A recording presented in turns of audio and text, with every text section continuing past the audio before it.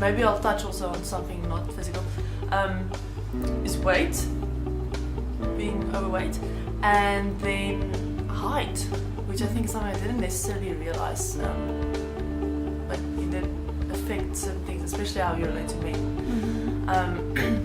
And then also with regards to relating to guys, and I have a very strong personality, so sometimes guys would feel intimidated, and that would then create negative relationships with guys, or less relationships with guys, and that would then also cause me to think like, is there something wrong with me? I can't relate. As a kid, I always hated my freckles. I actually sat in the bath trying to wash them off. I never liked that. That's the one thing I never liked about myself. And then the other thing is I used to be super shy, like so shy, and I also think, yay, the gingers, we blush easily. So if I just tried to say something in the group, I would blush. So I quickly learned, just keep quiet, and that won't happen. And I also think I didn't think I had authority to speak into situations. I thought other people also thought what I thought, so someone else will just say that. So I just kept quiet into my corner, and I just kept by myself. Hate is a strong word, but I'm very critical. I'm very critical of myself when it comes to my work. So I always try to be perfect. I always try to do things perfectly. And I think I've developed an obsession with excellence that can be unhealthy. But about more than that, I mean, obviously I've had my issues with my body, especially after 2 pregnancies. Things are just not the same. So I've struggled with that, but I've really, I used to struggle with insecurity a lot, just in general. I was insecure of everything. I was actually quite shy growing up because I overanalyzed. I kept overanalyzing, and I kept trying to predict how the other person would react, and then I would like to tailor my initial action to what their response would be. It was too much. I was too unsure of myself. Yes, I think for a long time, just the fact that I didn't spend more time getting to know myself, different aspects of myself, even my body, getting to know what I like about my body and what I don't, and yes, all of the different parts of myself.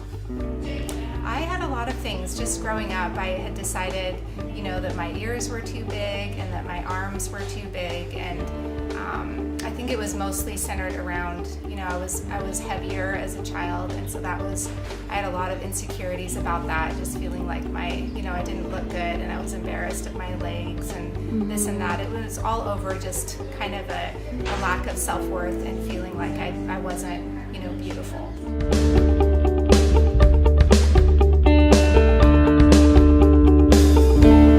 I think there's a certain measure that some of those things recur as that sort of thorn in your flesh, in a sense, or that twinge from society. You see a poster again, or someone makes a comment, and then it sort of like wants to fire up again. But for me, how I think I overcame this,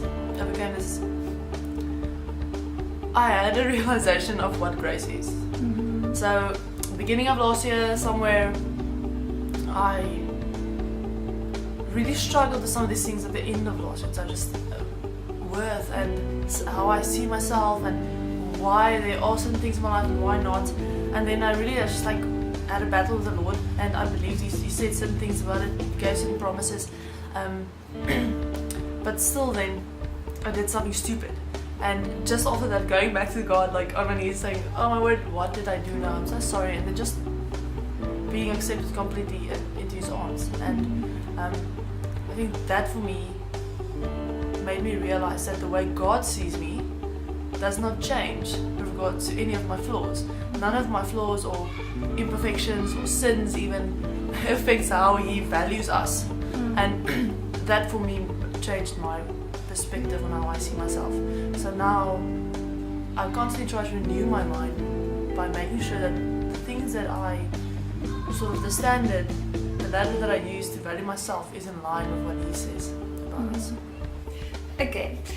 God walked a very, very big journey with me. It's actually a very long story. I'll try and shorten it.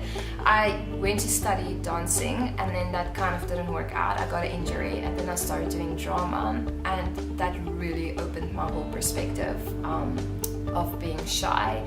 And I think God just started to tell me and started to show me that shyness is not from God. I think like we keep on hearing, oh, you're shy, she's just an introvert, and introvertness and shyness is not the same thing.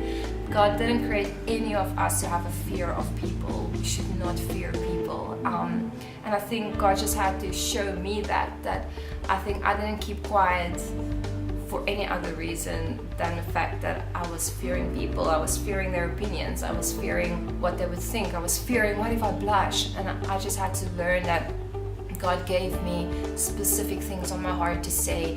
God gave me things to speak into people's life. God gave me to prophesy over people, and I couldn't do that because I believed I was an introvert. I was shy, and God just had to show me that shyness is not of Him. It's fine to be an introvert. It's fine to find your own space sometimes and just reflect, but it's not okay to fear people.